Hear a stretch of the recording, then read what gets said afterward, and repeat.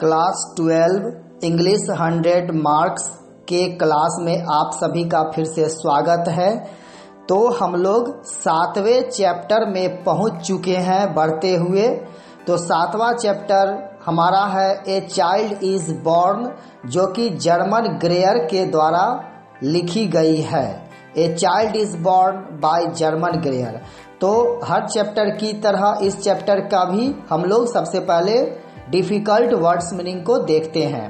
तो पहला वर्ड है डेस्टिनी। डेस्टिनी मीन्स भाग्य, कल्चरल सांस्कृतिक, ट्रेडिशनल, ट्रेडिशनल मीन्स परंपरागत, सेलिब्रेशन, सेलिब्रेशन मीन्स उत्सव, एक्सेप्टेड, एक्सेप्टेड मीन्स स्वीकार करना, बर्डन, बर्डन मीन्स बोझ या भार, प्रेग्नेंट, प्रेग्नेंट मीन्स गर्भवती,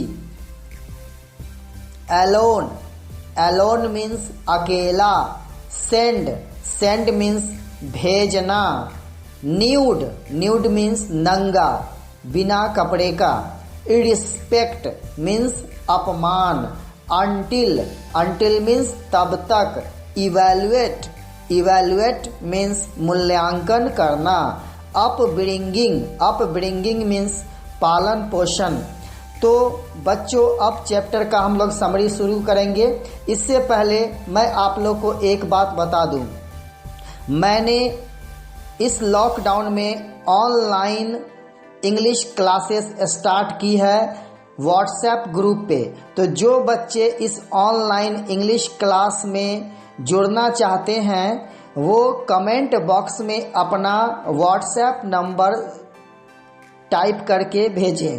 आप कमेंट बॉक्स में अपना व्हाट्सएप नंबर अगर भेजेंगे तो मैं उस ऑनलाइन क्लास के ग्रुप में आपको ऐड कर दूंगा और इससे बहुत सारी प्रॉब्लम सॉल्व हो सकती है और जहां तक हो सकती है हम लोग इस लॉकडाउन में अपनी स्टडी को जारी रख पाएंगे। तो उम्मीद है कि जो बच्चे इंटरेस्टेड होंगे क्लास 12 के और इंग्लिश पढ़ना चाहते होंगे वो अपना व्हाट्सएप नंबर कमेंट बॉक्स में डाल देंगे तो मैं आपको ऐड कर दूंगा। चलो तो अब हम लोग चैप्टर की ओर चलते हैं। शुरू करते हैं summary a child is born का, जो कि जर्मन ग्रेयर के द्वारा लिखी गई है। A child is born has been written by Germaine Greer. A child is born Germaine Greer के द्वारा लिखी गई है। It has been taken from her book Sex and Destiny। यह chapter A child is born Germaine ग्रेयर की लिखी एक किताब सेक्स एंड डेस्टिनी से ली गई है। सेक्स मीन्स होता है लिंग, स्त्री या पुरुष, डेस्टिनी मीन्स भाग्य या किस्मत। तो सेक्स एंड डेस्टिनी जर्मन ग्रेयर की एक बड़ी सी की बुक है, उसी में से इस चैप्टर को ली गई है। और इस बात को आप याद भी रखेंगे क्योंकि ऑब्जेक्टिव में जरूर ये आ सकता है ए चाइल्ड इज बॉर्न को कहाँ से लिया गया है। तो उस समय आपको जवाब में लिखना होगा sex and destiny. It shows the cultural speciality of the east and the west regarding child birth and parent child relationship। it shows the cultural speciality of the east and the west regarding child birth and parent child relationship। यह chapter, यह अध्याय, यह पाठ सांस्कृतिक विशेषताओं को दिखाता है। ईस्ट यानी पूरब, वेस्ट यानी पश्चिम, पूर्वी और पश्चिमी देशों के कल्चरल स्पेशलिटी को, खासियत को दिखाता है, जिसका संबंध बच्चों के जन्म से और माता पिता का बच्चों के साथ कैसा संबंध है, इन सब बातों से संबंधित है। The ways of managing childbirth in traditional society is a celebration and accepted happily। Ways means तरीका, मैनेज मीन्स व्यवस्थित करना। तो the ways of managing child birth in a traditional society is a celebration and accepted happily. तो बच्चों के जन्म की जो तरीका है, देख रेख है, उसके अंतर्गत होने वाली सारी सुविधाओं और व्यवस्था को परंपरागत, ट्रेडिशनल मीन्स परंपरागत, ट्रेडिशनल सोसाइटी में एक त्यौहार की तरह माना जाता है और इसे खुशीपूर्वक अपनाया जाता है। तो परंपरागत समाज में बच्चों का जन्म एक त्यौहार से कम नहीं होता है और बच्चों के जन्म के साथ परिवार में एक नए सदस्य का आगमन होता है, जिसका सब लोग काफ़ी हर्षोल्लास के साथ स्वागत करते हैं। Her mother has no any tension and burden. और इस ट्रेडिशनल सोसाइटी में माँ को, यानी बच्चे की जो माँ होती है, जो बच्चे को जन्म देती है, बच्चे को जिसे जन्म देना रहता है, उसे किसी तरह का कोई तनाव और कोई बोझ नहीं रहता है। A pregnant woman in a traditional society does not feel alone because everyone stands with her and always ready to help. A pregnant woman in a traditional society does not feel alone. एक गर्भवती महिला परंपरागत समाज में अपने आप को अकेला महसूस नहीं करती है, because everyone stands with her and always ready to help. क्योंकि परिवार का हर सदस्य, हर कोई उसके साथ खड़ा होता है और उसकी मदद के लिए हमेशा तैयार रहता है। Getting new clothes or the instruments for the baby before birth is bad luck because God sends a nude baby and it is the irrespect of God.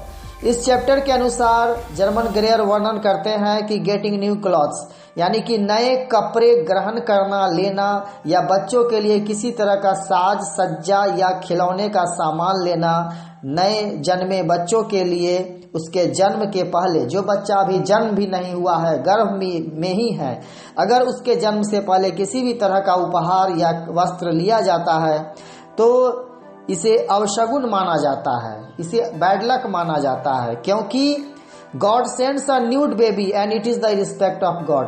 क्योंकि बच्चा इस धरती पे नंगा ही आता है, ईश्वर उसे बिना कपड़े का भेजता है और उसे जन्म से पहले हम कपड़े का इंतज़ाम कर ले या उसके सुविधाओं का, तो इससे ऐसा लगता है कि it is the इरिस्पेक्ट of God, या गॉड की अवहेलना है। In many societies, woman after marriage goes to husband's house, but not accepted as the member of the family until she gives a baby. In many societies, woman after marriage goes to husband's house. अनेक समाज में महिला अपनी विवाह उपरांत, विवाह के बाद पति के घर को चली जाती है, यानी ससुराल चली जाती है। But not accepted as the member of the family until she gives a baby. लेकिन वह तब तक परिवार का एक सदस्य नहीं समझी जाती है, नहीं मानी जाती है, जब तक कि वह एक बच्चे को जन्म न दे दे। तो ट्रेडिशनल सोसाइटी में एक महिला का सिर्फ विवाह ही हो जाना संपूर्ण नहीं है, बल्कि उसे मातृत्व का भी सुख चाहिए, उसे परिवार के लिए वारिश देनी होती है और बच्चों को जन्म देना होता है। शादी के बाद महिलाएं जब तक बच्चे को जन्म नहीं देती है तब तक उसे पूरा सदस्य नहीं समझा जाता है। But in the West societies, all these are meaningless. But in the West societies, all these are meaningless. लेकिन पश्चिमी समाज में ये सारी बातें, ये सारी चीजें अर्थहीन है, इसका कोई मतलब नहीं है। In fact, दरअसल a person is evaluated on the basis of his family and upbringing. A person is evaluated on the basis of his family and upbringing. एक व्यक्ति का मूल्यांकन, इवेल्युएट मीन्स मूल्यांकन करना, एक व्यक्ति की मूल्यांकन उसके परिवार के और उसके पालन पोषण पे आधारित होती है कि एक व्यक्ति का फैमिली बैकग्राउंड क्या है, वह किस वंश से ताल्लुकात रखता है, उसका पारिवारिक बैकग्राउंड क्या है, इस आधार पे उसका इवेल्युएट किया जाता है। Without family no one is complete. Without family no one is complete. परिवार के बिना किसी को पूरा नहीं समझा जाता है। अगर कोई व्यक्ति परिवार से अलग है तो उसे अधूरा ही समझा जाता है। एक आम इंसान के लिए इस धरती पे जो भी आया है उसे जन्म लेना है और फिर जन्म लेकर इस सांसारिक जीवन का हर पहलुओं को देखना है, महसूस करना है, अनुभव करना है। उसके बाद ही वह मोक्ष को प्राप्ति कर सकता है। एक आम इंसान को जन्म से लेकर मृत्यु तक होने वाली सारी घटनाओं को, सुख हो दुख हो, सभी को झेलना पड़ता है और परिवार में रहकर ही, परिवार से भागना नहीं। तो यही कहा गया है, without family no one is complete. तो ये चैप्टर था summary a child is born chapter का। उम्मीद है आपको समझ आई होगी। मेरे चैप्टर में होने वाली किसी भी तरह की कमी को आप जरूर बताइए। कोई भी प्रॉब्लम हो तो मैं उसे दूर करने की कोशिश करूंगा।